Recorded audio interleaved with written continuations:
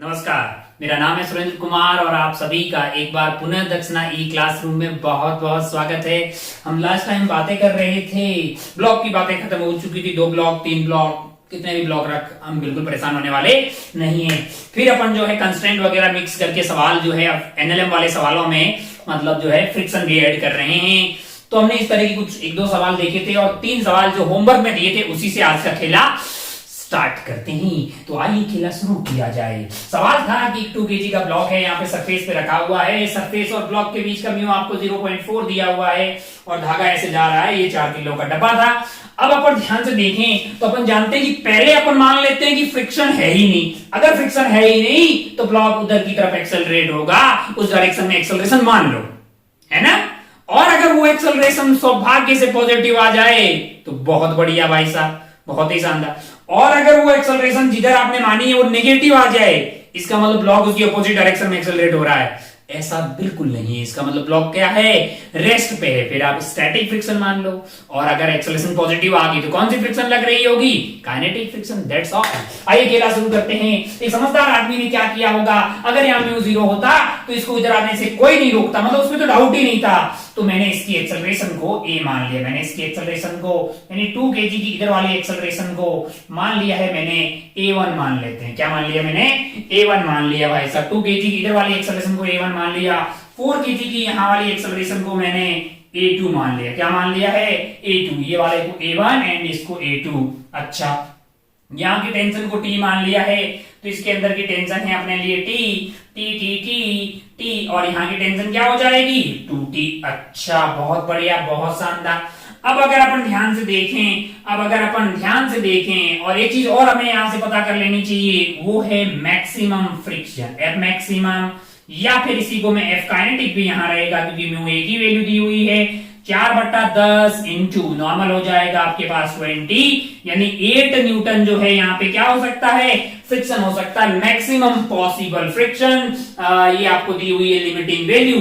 अच्छा, आपने पता कर ली। अब अगर आप ध्यान से देखें तो आप बोलेंगे साहब कि यहाँ पे टेंशन लग रही है इधर, आपका फ्रिक्शन लग रहा होगा उधर, तो मेरे लिए इक्वेशन आ जाएगी टेंशन इस वाले ब्लॉक के लिए पीडी बनाए, हॉरिजॉन्टल में F ma लगाए, net force that is equal to T - 8।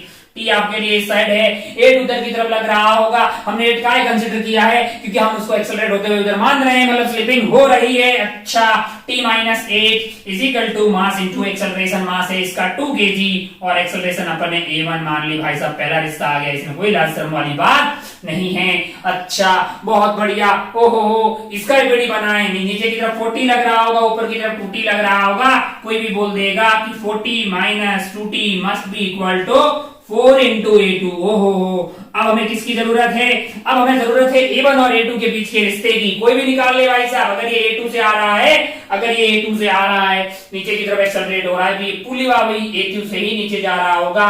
Point देख लीजिए, टिक टिक टिक टिक टिक टिक टिक टिक टिक टिक टिक। ये वाले पॉइंट के लिए क्या लिखिएगा, ये वाले पॉइंट के लिए लिखिएगा 0। कंस्टेंट यूज कर रहे हैं भाई, 0। ये वाले के लिए प्लस का a2 का को कि ये धागे की लंबाई बढ़ रही है। ये वाले के लिए प्लस का a2, धागे की लंबाई बढ़ रही है। ओहो, यहाँ पे 0 यहाँ पे क्या आ जाएगा, minus of a1 is equal to 0। ये क्या हुआ कि twice of a2 is equal to क्या आ गया है, a1। अच्छा, ये कौन सा रिश्ता हो गया है, ये तीसरा रिश्ता हो गया है ना। अच्छा भाई साहब, बहुत बढ़िया। तो a1 की वैल्यू क्या आ रही है, डबल ऑफ a2। इस वाले इक्वेशन को थोड़ा सा ऐसे लिख देते हैं, T - 8 इज इक्वल टू 2 और a1 को अपन क्या डाल सकते हैं, a1 को अपन डाल सकते हैं ट्वाइस ऑफ a2, तो 2 ऑलरेडी था, तो क्या आ जाएगा भाई साहब 4 टाइम ऑफ a2। अच्छा, और 4 टाइम ऑफ a2 को अपन क्या लिख सकते हैं, 40 - 20। क्या लिख सकते हैं, 40 - 2t। अच्छा, बहुत बढ़िया, बहुत शानदार। तो इस 2t को इधर की तरफ ले जाइए, 2t को इधर की तरफ ले जाइए, तो क्या हो जाएगा आपके लिए। अच्छा, हमें क्या चाहिए, हमें बेसिकली अच्छा t निकाल दीजिए, t से वो निकाल दीजिए, एक्सेलरेशन निकाल देंगे बाद में। तो आपके लिए हो गया है 2t और t हो गया है 3t इज इक्वल टू क्या आ जाएगा, 40 यहाँ पे है और -8 है, तो ये 48 हो गया। तो यहां से t की वैल्यू आ गई आपके पास 48 डिवाइडेड बाई 3 न्यूटन। अच्छा, t की अगर ये वैल्यू आ गई है तो हमें क्या चाहिए, हमें अगर A1 चाहिए, मान लो कि हमें A1 चाहिए, तो A1 कैसे प्राप्त कर सकते हैं? T की वैल्यू वहां पे डाल दीजिए, यानी 48 divided by 3 minus 8 is equal to क्या है? ट्वाइस ऑफ A1 है ना। तो 8 3 24 हो गया भाई। 48 माइनस 24 डिवाइडेड बाई 6 जो है ये A1 आ जाएगा। ये क्या आ जाएगा? A1 आ जाएगा। तो यहां से A1 की वैल्यू क्या है हमारे लिए? 8 में से 4 गए 4, यानी 24 डिवाइडेड बाई 6 आ गया है ना। तो 624 होता है, तो 4 मीटर पर सेकेंड स्क्वायर A1 आ गया है। A1 की वैल्यू आ गई 4 मीटर पर सेकेंड स्क्वायर। A2 की वैल्यू क्या होगी? A2 होगा A1 बाई 2, यानी A2 की वैल्यू आ जाएगी 2 मीटर पर सेकेंड स्क्वायर। अगर आप ध्यान से देखें तो A1 और A2 दोनों की वैल्यू पॉजिटिव आई है। इसका मतलब जो माना है हमने वो सही है। इसका मतलब हमने जो ये माना है कि यहाँ पे क्या लग रही है? काइनेटिक फ्रिक्शन लग रही है। ये बात सत्य है, ये बात क्या है? सही है। अगर ये बात सही है तो फिर कोई दिक्कत ही नहीं। हो गया सवाल भाई साहब। यहाँ पे H2 kg में फ्रिक्शन लग रही होगी लेफ्ट की डायरेक्शन में। कितनी लग रही होगी? मैंने कहा काइनेटिक फ्रिक्शन लग रही होगी। कितनी लग रही होगी? 8 न्यूटन लग रही होगी। टेंशन की वैल्यू क्या आ गई लाला सोल्व करके? 48 बाई 3 न्यूटन। अच्छा, और A1 और A2 एक्सेलरेशन कितने आ गए हैं? 4 मीटर पर सेकेंड स्क्वायर एंड 2 मीटर पर सेकेंड स्क्वायर। तो बहुत बढ़िया, बहुत शानदार। तो मास्टर ने आपको बिल्कुल एक चीज बताई है कि आप मान लो कि अगर फ्रिक्शन नहीं होती तो पहले तो करना आता है ना यार, एक्सेलरेशन मान लो, सॉल्व करके अगर वो एक्सेलरेशन पॉजिटिव आ गई तो बहुत बढ़िया, काइनेटिक फ्रिक्शन लग रही, भन्नाट तरीके से कर ले, कोई दिक्कत वाली बात नहीं है। अगर यही सॉल्व करके एक्सेलरेशन नेगेटिव आ जाती तो फिर ये जरूरी नहीं है कि वो उधर की तरफ जा रहा है, उधर की तरफ थोड़ी जा रहा होता। फिर अपने को सोचने का कि वहां पे क्या है? स्टैटिक फ्रिक्शन लग रही है। ठीक है भाई साहब, बहुत बढ़िया, बहुत ही खूबसूरत। हो इसको निपटा देते हैं। बढ़ते हैं सेकंड वाले पे। सेकंड आपसे खुद हो जाएगा, सिमिलर तरीके से कीजिए, सेम तरीका से खेला खेलिएगा, सेकंड आपसे बिल्कुल हो जाएगा। बढ़िया हो यार।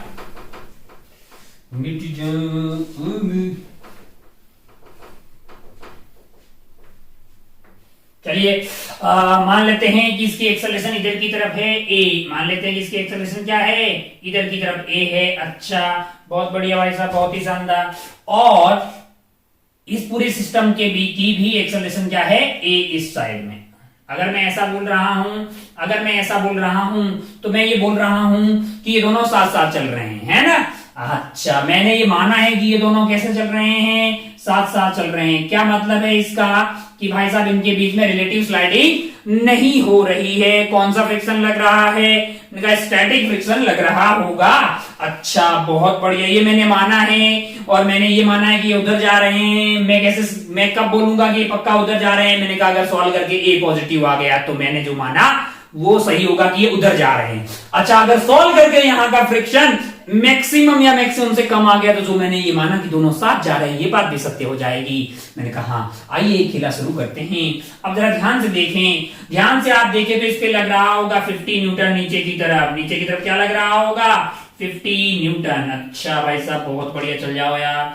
50 न्यूटन। अच्छा, ओहो हो, चलने में दिक्कत क्यों कर रहे हो? हाँ, और ये मान लीजिए कि यहाँ का टेंशन जो है, यहाँ का टेंशन T मान लेते हैं, ये वाला T, तो ये वाला क्या हो जाएगा भाई साहब? ये वाला हो जाएगा 2T। अच्छा, यहाँ का मैक्सिमम फ्रिक्शन हो क्या सकता है? जरा ध्यान से देखें। यहाँ का मैक्सिमम फ्रिक्शन जो हो सकता है वो है 0.5 इंटू 20, यानी कि 10 न्यूटन। क्या हो सकता है? 10 न्यूटन यहाँ का मैक्सिमम फ्रिक्शन हो सकता है। यहाँ का फ्रिक्शन 0 है क्योंकि यहाँ पे म्यू 0 है। अच्छा, बहुत बढ़िया, बहुत शानदार। हो तो अगर आप ध्यान से लेके तो मेरे लिए एक्सेलरेशन लिखना कोई टफ है ही नहीं, क्योंकि अगर इस पूरे को सिस्टम ले लेंगे तो कोई एक्सटर्नल फ्रिक्शन तो आया ही नहीं, कोई फोर्स आया ही नहीं। खींचने वाला फोर्स क्या है? 50 है। रोकने वाला मैंने कहा कोई नहीं, एक्सेलरेशन को सीधा लिखा जा सकता है। खींचने वाला फोर्स 50 हो गया, रोकने वाला कोई नहीं है, divided by total mass. Total mass क्या हो जाएगा? 5 प्लस 6 यानी कि 11, यानी एक्सेलरेशन आ गई है 50 divided by 11 metre per second square. Positive आ गई, लाइफ जिंगालाला हो गई। यही तो अपन चाहते थे कि भाई उधर ही आ जाए। ओहो, अच्छा, बहुत बढ़िया। अरे कैसे पता है भाई? 50 खींचने वाला, इस पूरे को सिस्टम ले लो, इधर रोकने वाला कोई फोर्स नहीं है, तो 50 डिवाइडेड बाई टोटल मास कर दीजिए। काहे इतना टाइम पास करने का?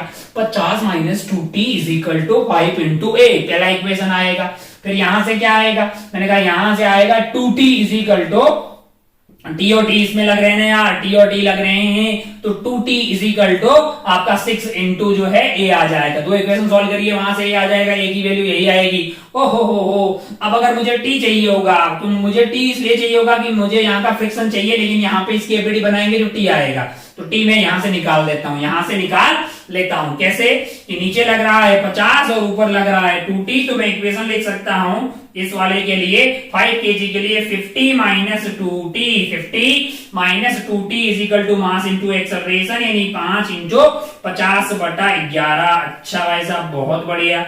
अब अगर आप ध्यान से देखें तो ये वैल्यू आ रही है 50 minus 5 into 50/11 is equal to 2t, is equal to क्या आ रहा है 2t आ रहा है। 11 से उधर मल्टीप्लाई कर दीजिए, 11 और ये 5, तो ये आ जाएगा 6 into 50 divided by 11 that is equal to 2t। अच्छा, 2 से इसको काट दीजिए भाई, तो अगर आप ध्यान से देखेंगे तो t की वैल्यू आ रही है 150/11 न्यूटन। अगर सारी कैलकुलेशन मैंने ठीक की है, t अगर 150/11 आ रहा है, t अगर 150/11 आ रहा है, तो बहुत बढ़िया भाई साहब। अब क्या करेंगे, मैंने कहा अब 2 kg का एपीडी बनाइए। अब क्या कीजिए, 2 kg का एपीडी बनाइए। यहां से डिसाइड होगा कि ये जो हमने माना है साथ साथ चल रहे हैं, ये वाली बात सत्य है या सत्य यानी गलत है। अगर आप ध्यान से देखें तो इधर की तरफ इस पे लग रहा होगा टेंशन, इधर की तरफ क्या लग रहा होगा, इधर की तरफ इस पे फ्रिक्शन लग रहा होगा, है ना।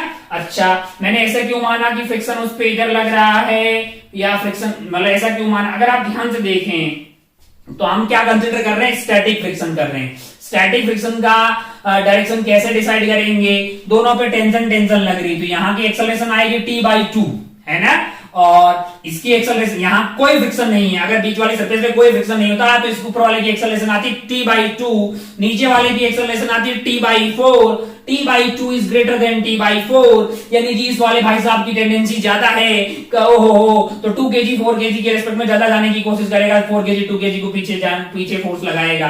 अगर इस पे पीछे की तरफ फोर्स लगेगा तो फिर यही तो हम लिख रहे हैं भाई, तो ये आपका 2 हो गया है, जरा ध्यान से देखिए। और इसकी एक्सेलरेशन क्या है, इसकी एक्सेलरेशन ये अपन निकाल के बैठे हैं। अच्छा, बहुत बढ़िया।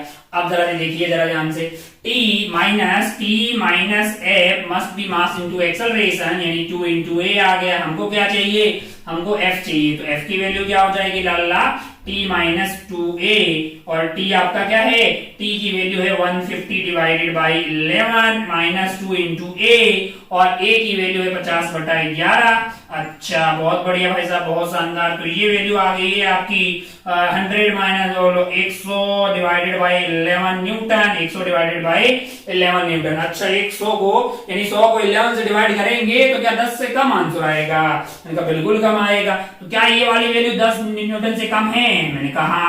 तो क्या हमने जो माना था कि ये साथ साथ चल रहे हैं, वो वाली बात पॉसिबल है, मैंने कहा यस। क्यों, क्योंकि आपके पास जो साथ साथ चलने के लिए फ्रिक्शन की जरूरत है वो है 100 डिवाइडेड बाई 11 न्यूटन, जो कि मैक्सिमम पॉसिबल फ्रिक्शन 10 न्यूटन से कम है। इसका मतलब हमारा जो विचार था, हमने ये माना था कि both are moving together is the correct. इसका मतलब ये दोनों बातें सत्य है कि ये दोनों इधर जा रहे हैं और दोनों साथ साथ में चल रहे हैं, बीच में कोई रिलेटिव स्लाइडिंग नहीं हो रही है। 2 kg पे पीछे की तरफ फ्रिक्शन लग रहा होगा, 100 डिवाइडेड बाई 11 न्यूटन वही 4 ये वाले नीचे वाले ब्लॉक पे वही आगे की तरफ लग रहा होगा, यहाँ कोई फ्रिक्शन नहीं है। तो अगर आपके यही आंसर आए हैं तो बहुत बढ़िया भाई साहब, बहुत ही शानदार। नहीं आए हैं तो देख लो कि क्यों नहीं आए हैं, अब आना चाहिए। चलिए बढ़ते हैं थर्ड वाले सवाल पे।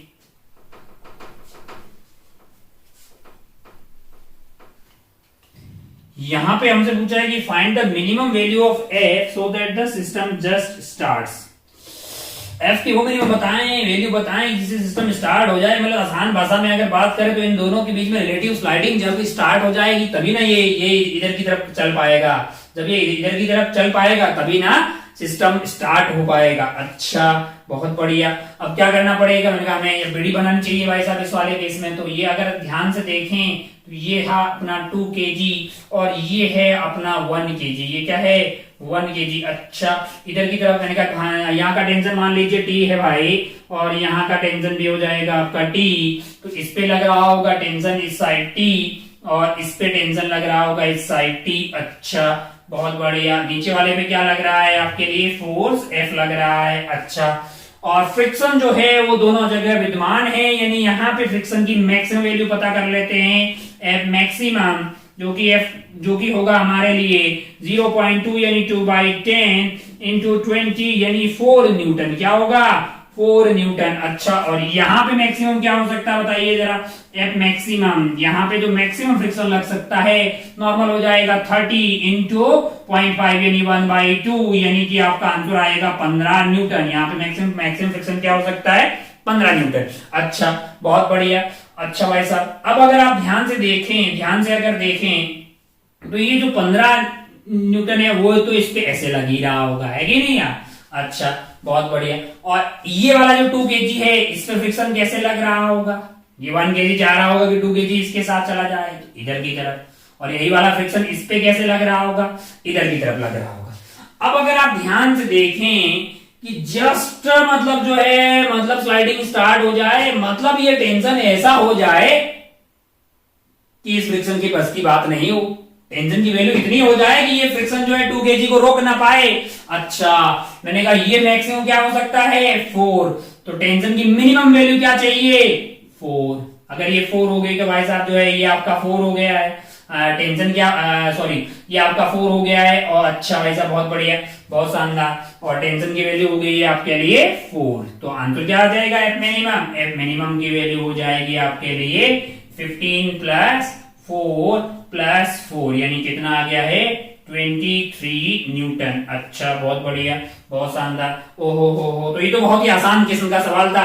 आइए बढ़ते हैं, कुछ और अच्छे सवाल देखते हैं। इसको उड़ाते हैं, इसको साफ करते हैं और आइए देखते हैं। इसका आंसर हो जाएगा 23 न्यूटन। जो है 23 लगाइएगा तो जस्ट यहाँ पे स्लिपिंग स्टार्ट हो जाएगी, सिस्टम चल जाएगा, है ना? 23 या 24, 23 से बड़ा कुछ भी लगाइए। तो बहुत बढ़िया। आइए आज का खेला शुरू करते हैं, कुछ और सवाल देखते हैं अच्छे अच्छे।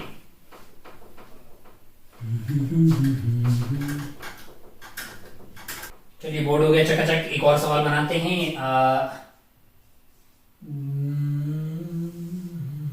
इस तरह आउट ले लेते हैं।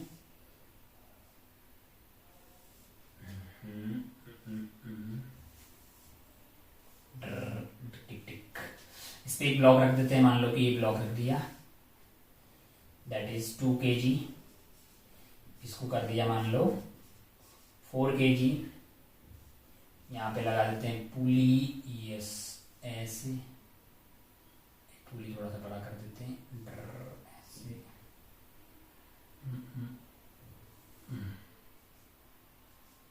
ऐसे लगा देते हैं फोर्स। हाँ हाँ, मतलब इसके ऊपर से ब्लॉक को थोड़ा सा छोटा करके। हाँ,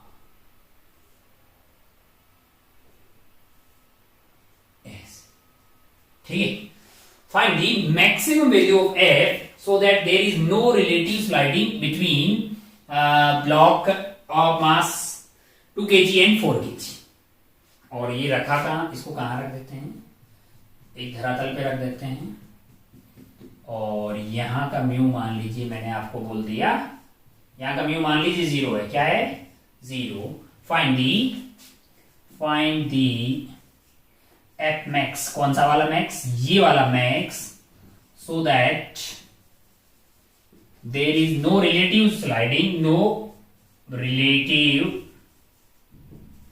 स्लाइडिंग बिटवीन, इसका नाम आगरा, इसका नाम बॉम्बे दे दीजिए, between A and B, A and B. अच्छा, बहुत बढ़िया, बहुत शानदार।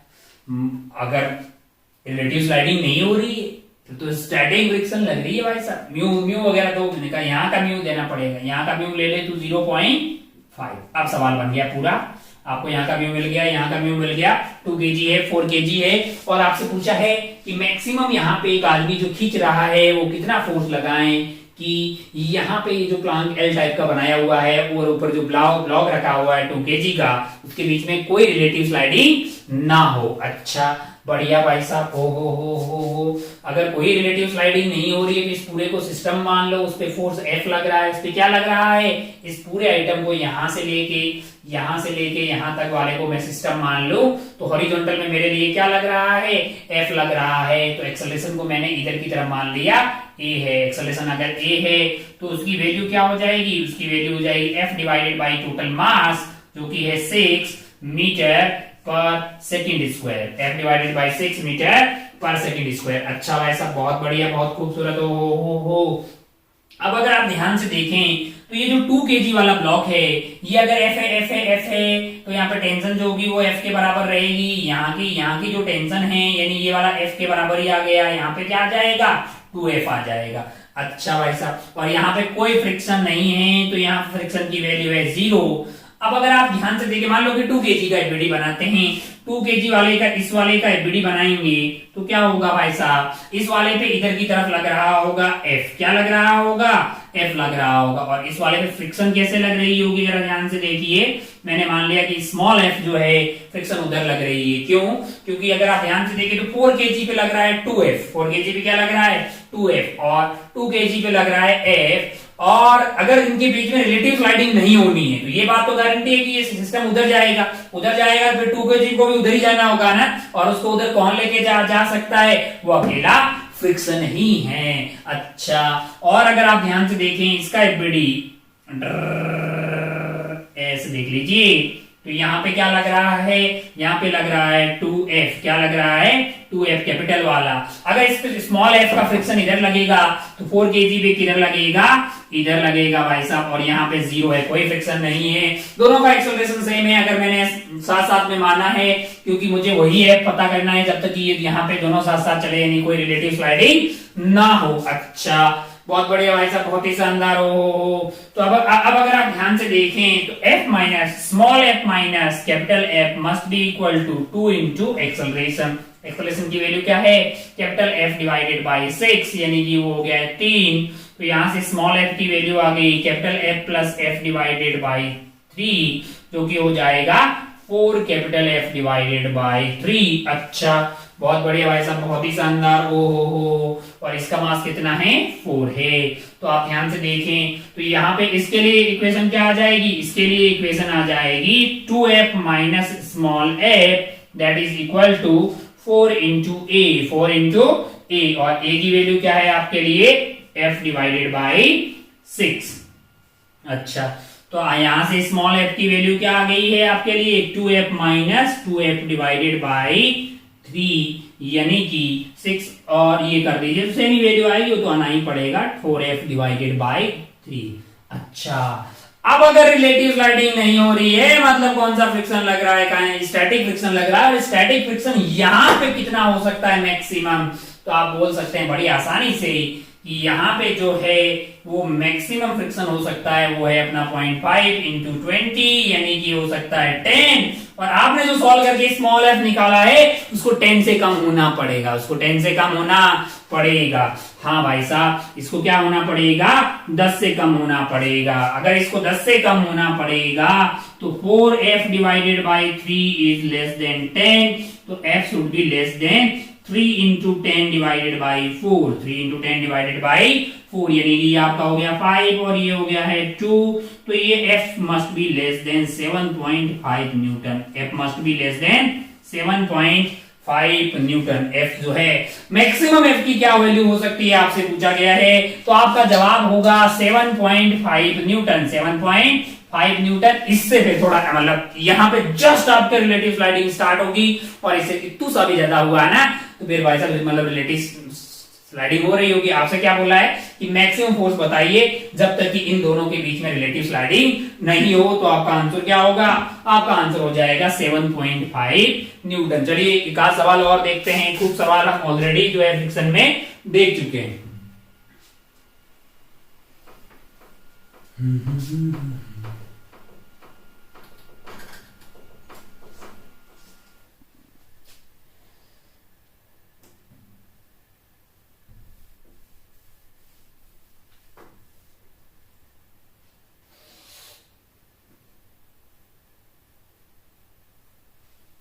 चलिए कुछ अलग वैरायटी का सवाल देखते हैं। क्या सवाल देखिए, क्या सवाल देखिए। मान लो कि ऐसा कुछ हो, ये एक सरफेस है अच्छी, इस पे यहाँ पे एक ब्लॉक रखा हुआ है, बड़ा सा ब्लॉक है, मान लीजिए इसका मास क्या है 2 kg का। अच्छा, इसके ऊपर यहाँ पे एक छोटा सा ब्लॉक रखा हुआ है, मास मान लीजिए 1 kg। यहां से धागा लगाया जो कि यहाँ पुली से पास होते हुए पुली से बंधी हुई है, यहाँ पे एक ब्लॉक से बंधा हुआ है। ये वाला ब्लॉक भी है 1 kg, और ये वाला ब्लॉक और इस सरफेस के बीच का म्यू आपको सवाल में दिया हुआ है कि कुछ नहीं, मतलब 0 है। और ये जो ब्लॉक है इसके और 1 kg के बीच का म्यू मान लो आपको दिया हुआ 0.5, और यहां पे एक फोर्स लगा रहे हैं, फोर्स F। ठीक है, अपने क्या करना है, जैसे आप इसको फोर्स लगाएंगे, अच्छा मान लो फोर्स 0, क्या गिरेगा क्या? ये वाले स्मॉलर ब्लॉक है, ये वाला बिगर ब्लॉक है ना? क्या बोल सकते हैं, find the range of force F, find the range of force F so that smaller blocks are at rest with respect to bigger block। मतलब ये वाला आइटम जो है रेस्ट पे रहे किसके रेस्पेक्ट में, 2 kg के रेस्पेक्ट में। तो एक अलग तरह का सवाल बन जाएगा, find the range of force F, find the range of force F so that smaller blocks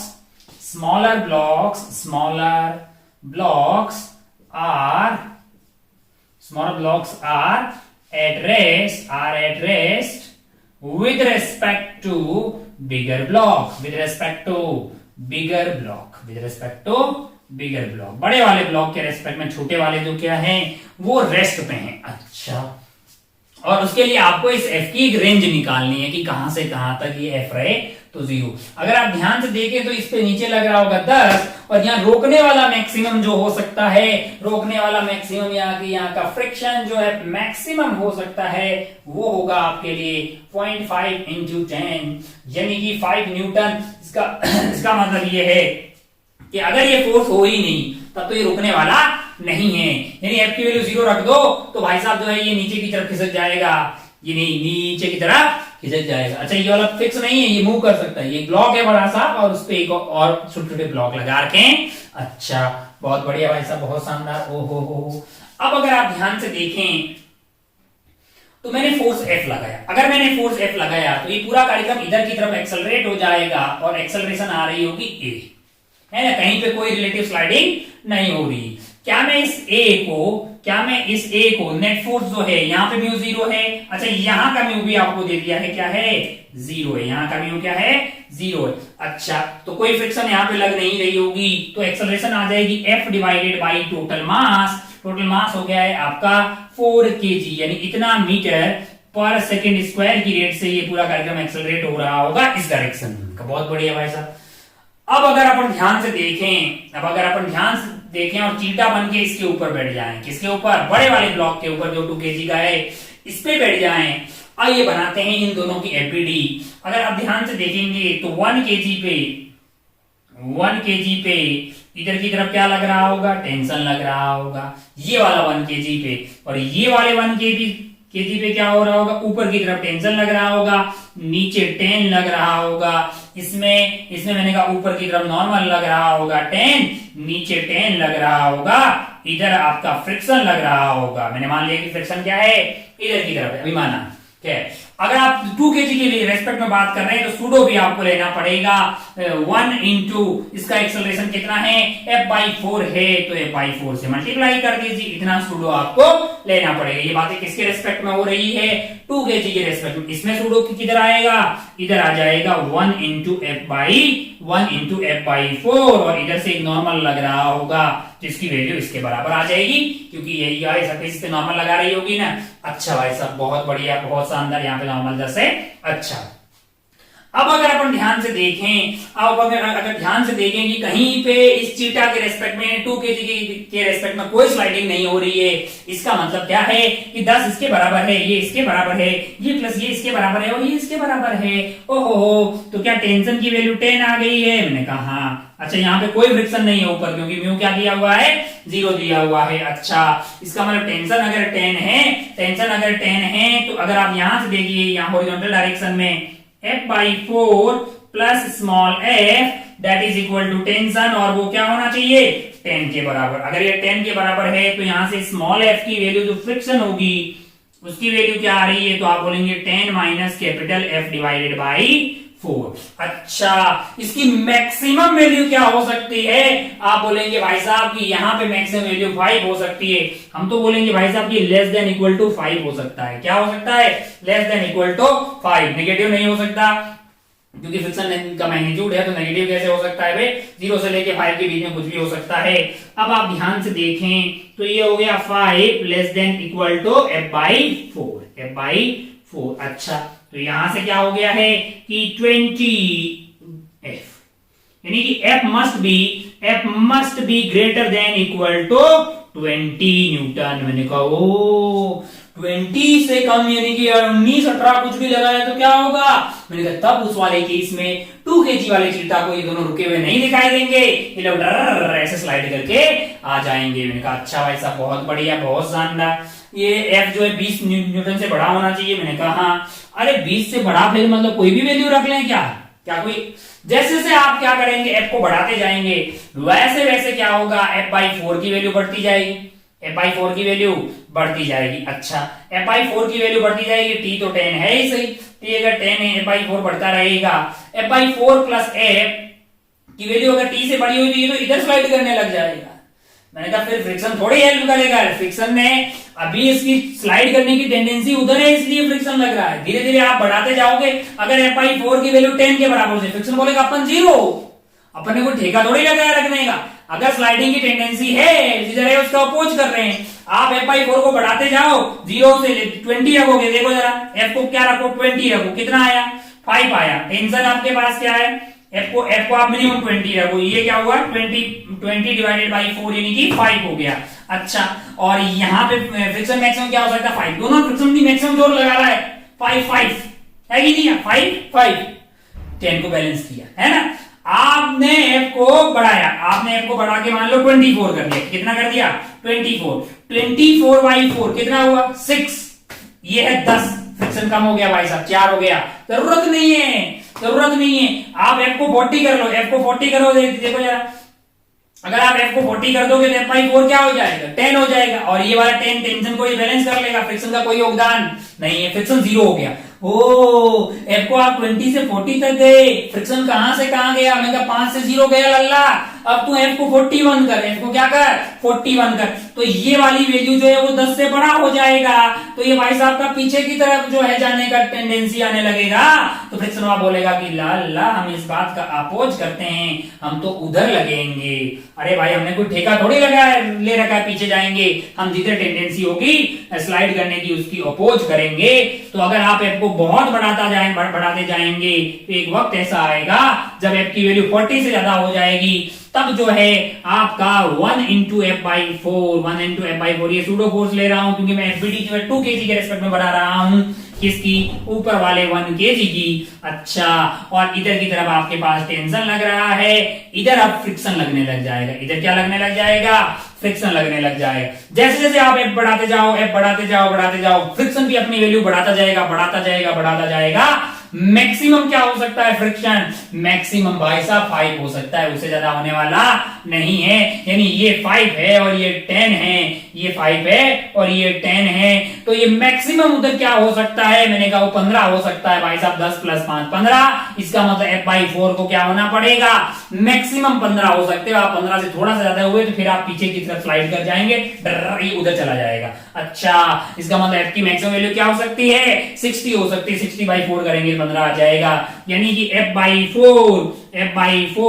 is equal to T यानी कि 10 प्लस F, तो यहां से F क्या आ गया है, आपका F आ गया है, आपके लिए F आ गया है F बाई 4 माइनस 10 है ना, that must be less than equal to 5, यानी कि F by 4 must be less than equal to 15, यानी कि F be must be less than equal to 60 newton. ओ 20 से बड़ा होना चाहिए, 60 से कम होना चाहिए, तो आपसे रेंज पूछा था तो आपका जवाब होगा 20 से लेके 60 न्यूटन तक। इसके बीच में अगर कोई भी वैल्यू आप F की रखेंगे तब ये 1 kg और 1 kg 2 kg के रेस्पेक्ट में रेस्ट में रहेगा, और अगर आपने 20 से कम लगाया, 20 से कम 19 लगाया तो इधर की तरफ स्लिप कर जाएगा, है ना, इसके रिस्पेक्ट में। और अगर आपने 61 लगाया तो ये खेला पीछे की तरफ इधर स्लाइड कर जाएगा, है ना।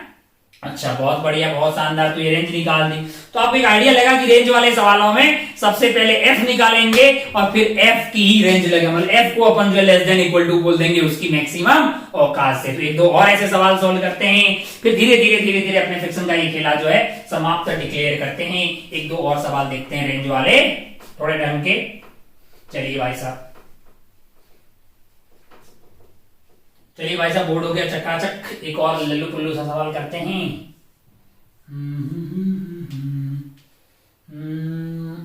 मान लीजिए कि ये अपना है आइटम, धरातल पे रखा हुआ है, टिक टिक टिक टिक टिक टिक टिक टिक टिक टिक टिक टिक टिक, और यहां पे एक ब्लॉक है। मान लीजिए ये कितना है, ये 4 kg है और इसको आप कर दीजिए 2 kg, ठीक है, क्योंकि यहां पे लगा हुआ है। और यहां का म्यू मान लीजिए आप है 0.5। अपन क्या कर रहे हैं, ये वाले ब्लॉक को यानी 4 kg वाले को इधर की तरफ धक्का दे रहे हैं, ठीक है, ठीक है। Find the range of force F so that 2 kg is at rest with respect to 4 kg। वही वाला सेम सवाल है, smaller is at rest with respect to, same सवाल भाई साहब, सेम सवाल क्या है, find the range of force F so that smaller block is at rest with respect to bigger block. सवाल लिखने की कतई जरूरत नहीं है, तो लिख गया तो लिख लिया भाई अपने हिसाब से यार। ओहो, आइए सोल्व करते हैं। अब जरा ध्यान से देखिए, यहां पे म्यू सवाल में क्या दिया हुआ है, यहां का म्यू आपको क्या दिया हुआ है, 0 दिया हुआ। अब सॉल्व कीजिएगा क्योंकि यहाँ का म्यू जरूरत पड़ेगी, है ना। मान लीजिए कि यहाँ का म्यू आपको 0 दिया हुआ है।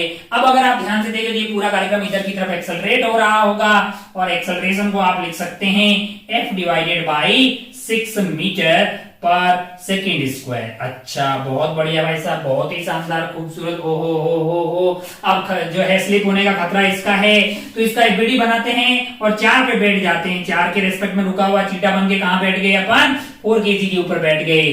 2 kg का बीडी बनाते हैं। 2 kg अगर आप ध्यान से देखें, ढंग के बन जाओ भाई। 2 kg मान लो कि अपने पास ये है 2 kg जो है। अब इस पे क्या हो रहा होगा, इधर से एक नॉर्मल लग रहा होगा, इधर से क्या लग रहा होगा, नॉर्मल लग रहा होगा। नीचे क्या लग रहा होगा, नीचे लग रहा होगा 20। अच्छा, और यहां पे मैंने कहा यहां पे लग रहा होगा फ्रिक्शन। अच्छा, और ये जो फ्रिक्शन है उसकी मैक्स वैल्यू क्या हो सकती है, आप बोलेंगे साहब म्यू इंटू नॉर्मल होगी। क्या होगी, म्यू इंटू नॉर्मल होगी, यानी म्यू आपका 0.5 है, 0.5 इंटू नॉर्मल होगी। अच्छा, बहुत बढ़िया, बहुत ही शानदार, खूबसूरत। हो। और अगर आप 4 kg के रेस्पेक्ट में बना रहे हैं तो सूडो आपका इस डायरेक्शन में हो गया। अच्छा, सूडो की वैल्यू क्या होगी, सूडो की हो जाएगी 2 इंटू एक्सेलरेशन जो की होगी F/6, यानी आ गया है F डिवाइडेड बाई 3। अच्छा, अगर ये इसके रेस्पेक्ट में इक्विलिब्रियम में है तो इधर की तरफ नॉर्मल लग रहा है और यहाँ पे लग रहा है F/3, यानी normal must be equal to F/3। अच्छा, नॉर्मल किसके बराबर होना चाहिए, F/3 के बराबर होना चाहिए। अच्छा, और ये जो 20 है इसको बैलेंस कौन करेगा, मैंने कहा इसको बैलेंस तो फ्रिक्शन करेगा। इसका मतलब क्या है, इसका मतलब क्या है कि फ्रिक्शन जो है, फ्रिक्शन का ये जो मिनिमम वैल्यू है फ्रिक्शन की, यहाँ पे वो किसके बराबर होनी चाहिए, वो 20 के बराबर होनी चाहिए। वो किसके बराबर होना चाहिए, मिनिमम। अच्छा, मैं मिनिमम काहे बोल रहा हूं, क्योंकि क्या लग रहा है, स्टैटिक फ्रिक्शन लग रहा है। स्टैटिक फ्रिक्शन कितना लगता है, मैंने कहा जितनी जरूरत होती है उतना लगता है, यानी कि म्यू इंटू एन जो है वो must be greater than equal to 20। ऐसा काय को बोले अपन, ऐसा इसलिए बोले कि अगर इसकी वैल्यू 1000 भी आएगी तो 1000 लगेगा थोड़ी वे, लगेगा कितना, 20 को रोकने के लिए उधर 20 ही होना चाहिए, पर म्यू इंटू एन की वैल्यू 20 या 20 से बड़ी होनी चाहिए। बड़ी कुछ भी हो यार, 100 नहीं लगेगा, थोड़ी लगेगा, कितना, जितनी जरूरत होगी उतना लगेगा। तो म्यू की वैल्यू क्या है अपने पास, 1/2 है। एन की वैल्यू क्या है, वो है आपका F divided by 3 that must be greater than equal to 20, यानी कि F divided by 6 must be greater than 20, यानी कि F की वैल्यू किससे बड़ी होनी चाहिए, 120 न्यूटन से बड़ी होनी चाहिए। अच्छा, हो, जितना ज्यादा आप एफ बढ़ाएंगे उतना क्या होगा, इनका नॉर्मल बढ़ता जाएगा, उससे आपका म्यू इंटू एन की वैल्यू बढ़ेगी। तो क्या मान लीजिए कि म्यू इंटू एन की वैल्यू 120 20 की बजाय 21 हो गई, तो ऊपर चला जाएगा क्या, नहीं जाएगा ना ऊपर, फ्रिक्शन ऊपर थोड़ी लेके जाएगा। ये तो भाई मैक्सिमम पॉसिबल फ्रिक्शन लिख रहे हैं, है कि नहीं यार। अच्छा, लगेगा कितना, जितनी जरूरत होगी उतना लगेगा। तो इतना आसान सा सवाल तो कोई बहुत ज्यादा टफ चीज नहीं है। हमको लगता है एक आध थोड़ा सा टफ कर देते हैं रेंज वाले सवालों में, फिर जो है फ्रिक्शन के खेला को फुली फाइनली मतलब जो है खत्म डिक्लेयर करते हैं। इंक्लाइन प्लेन डाल देते हैं एक आध सवाल में। बोर्ड हो गया चकाचक। चलिए फ्रिक्शन का लास्ट एंड फाइनल सवाल ले लेते हैं। बहुत सारे सवाल हो गए, बहुत सारी बातें हो गई है। एक सवाल ले लेते हैं। मान लो कि यहाँ पे एक इंक्लाइन प्लेन है, ऐसा इंक्लाइन प्लेन है। अच्छा, ओहो, ये एंगल मान लो 37 डिग्री है, बहुत बढ़िया भाई साहब। इस पे एक ब्लॉक रखा है, मैंने कहा रख दीजिए। ब्लॉक मान लीजिए 2 kg का है, ये वाला है जो है इंक्लाइन प्लेन नहीं है, सब ब्लॉक मान लीजिए 4 kg। अच्छा, यहाँ से एक फोर्स लगाया जा रहा है, बहुत बढ़िया। यहाँ पे म्यू आपको बोला है कितना है, 0 है। यहाँ का म्यू क्या बोला है, यहाँ का 0.5 है। तो बोलेगा सवाल तो मुझे खुद ही पता है, ये वाले फोर्स की रेंज बताइए। फाइंड दी रेंज ऑफ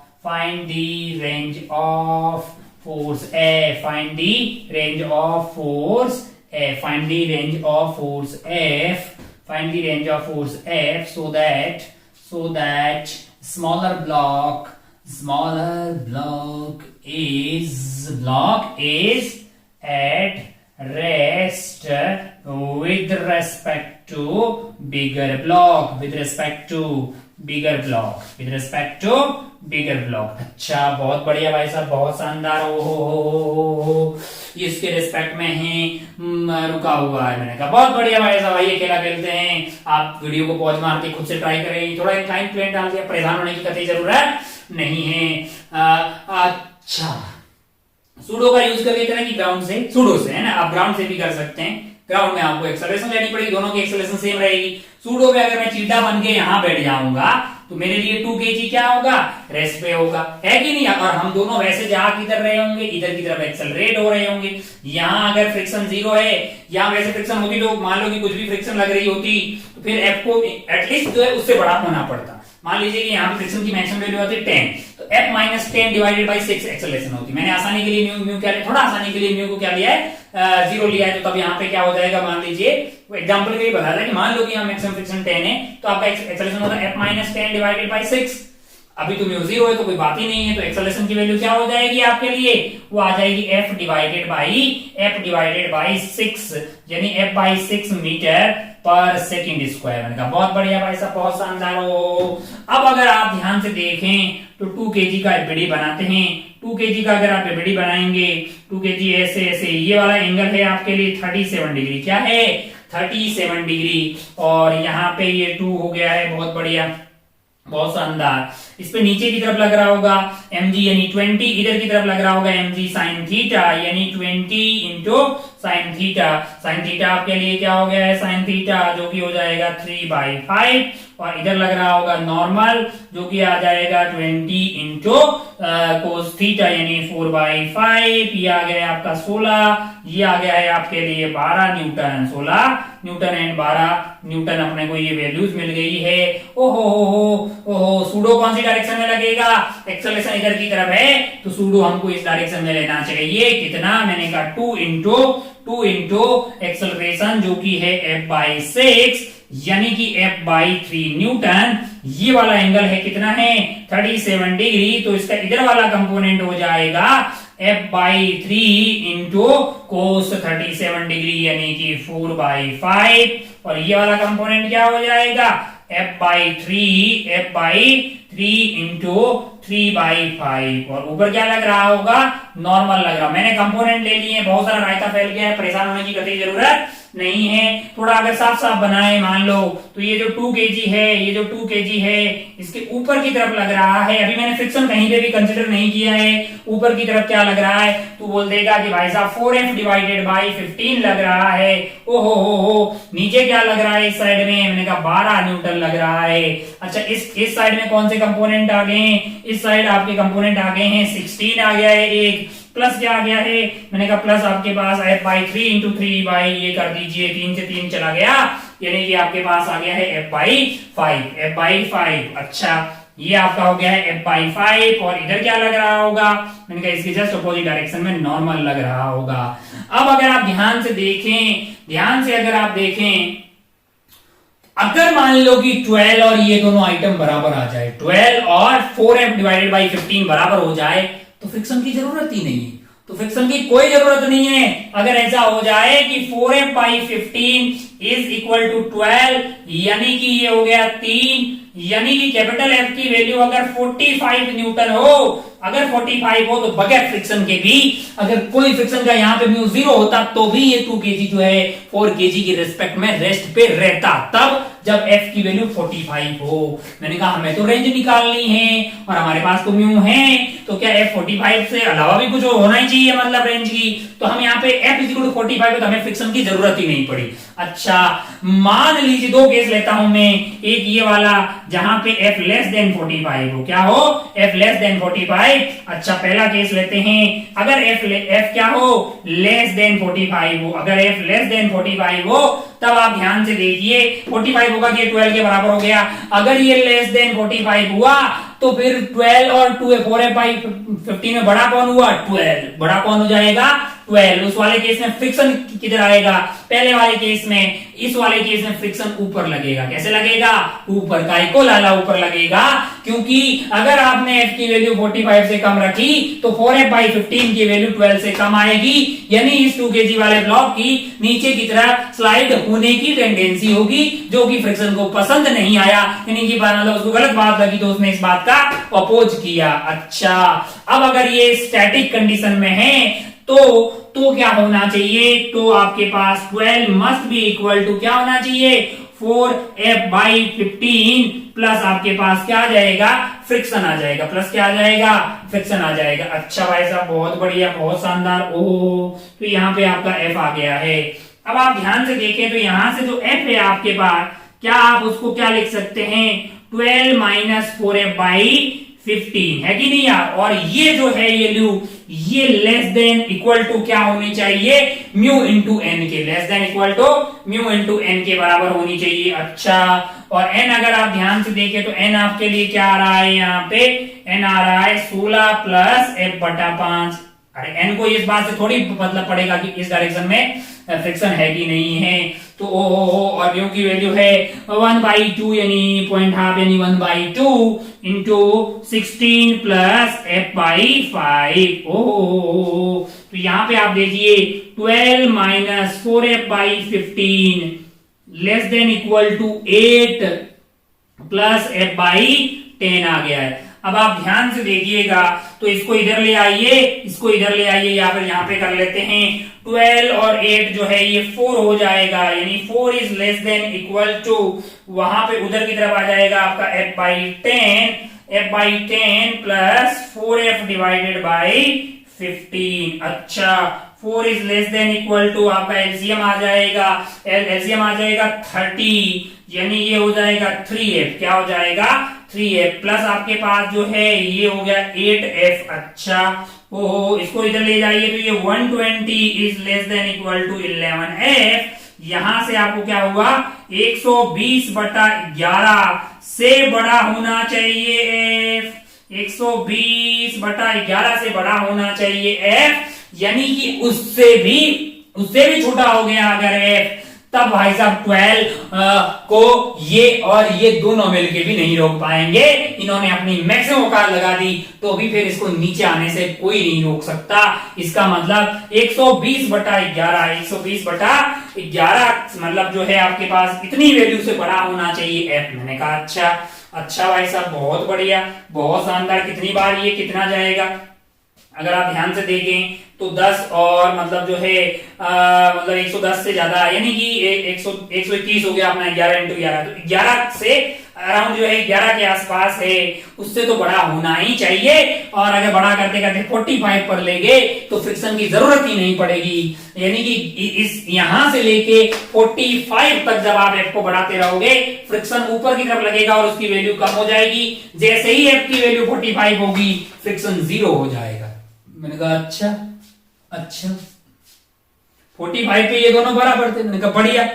अगर मान लीजिए ऐसा हुआ कि एफ 45 से बड़ा हो गया, दूसरा केस भी तो हो सकता है ना यार। अगर ऐसा हुआ कि एफ इज ग्रेटर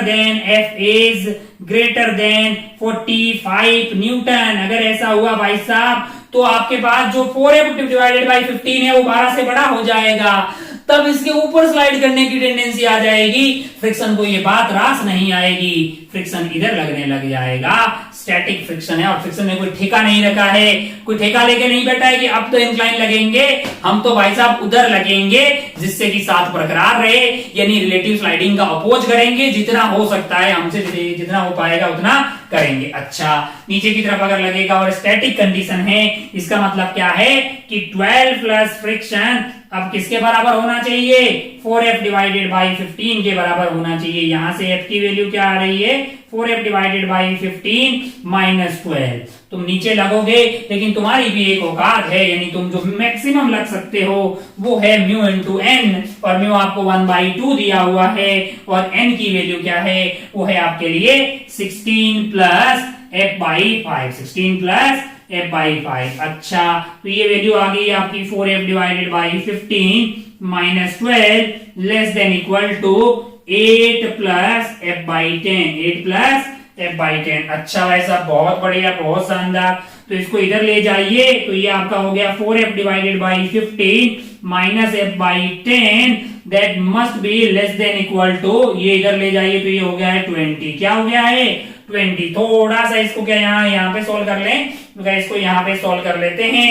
ओहो हो, तो ये आपका एलसीएम या यहीं पे कर लो, मान लो कि एलसीएम ले लिया हमने, कितना आ गया है हमारा एलसीएम आ गया 30, तो ये 8f हो जाएगा। क्या हो जाएगा, 8f हो जाएगा। और ये माइनस कर दीजिए आप, सॉरी 15 2, हाँ तो 8f हो गया 3 माइनस ऑफ 3f, यानी कि क्या आ गया सॉरी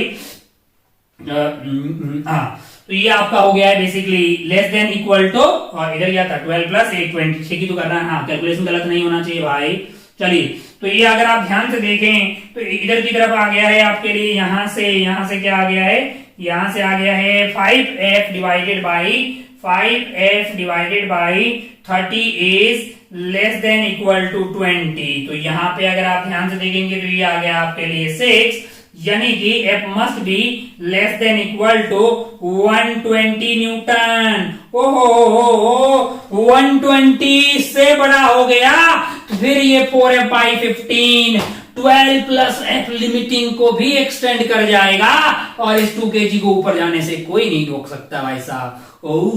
तो हमारे सवाल की डिमांड थी find the range of force F so that the smaller block is at rest with respect to bigger block. का आंसर होगा भाई साहब F की जो मिनिमम पॉसिबल वैल्यू हो सकती है वो है 120 डिवाइडेड बाई 11 न्यूटन। ओहो, और जो मैक्सिमम पॉसिबल वैल्यू हो सकती है वो है 120 न्यूटन। 120 न्यूटन। बीच में कोई बोले कि एक ऐसे F की वैल्यू बताएं जहां पे बगैर फ्रिक्शन के भी ये वाला जो 2 kg है वो 4 kg के साथ रेस्ट पे रह जाए, तो फिर ये वैल्यू हो जाएगी आपके लिए, क्या हो जाएगी, वो वाली 45 न्यूटन हो जाएगी। तो ऐसे तो और खूब सारे सवाल जो है बनाए जा सकते हैं, आप इस बात से को जानते हैं। कॉन्सेप्ट लिमिटेड है, जो कि खास करके अगर देखा जाए मोटा मोटा तो हमारे लेक्चर 1 में ही खत्म हो गया था। फ्रिक्शन क्या है, फ्रिक्शन किसका अपोज करता है, मोशन का ना, नहीं, फ्रिक्शन किसका अपोज करता है, रिलेटिव मोशन या फिर टेंडेंसी ऑफ रिलेटिव मोशन का।